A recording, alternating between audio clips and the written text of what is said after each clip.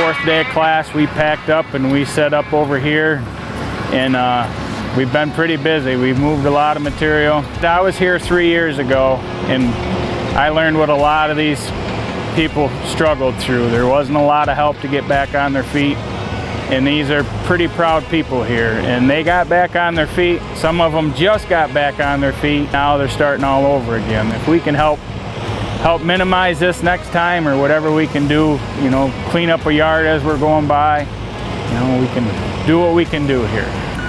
So I knew this was happening. I knew the storm hit. So to be able to come and hands-on help these folks out and you know, restore everything that they lost, it's just, from a community member to another, it means a lot. We showed up here at first and this place was a wreck.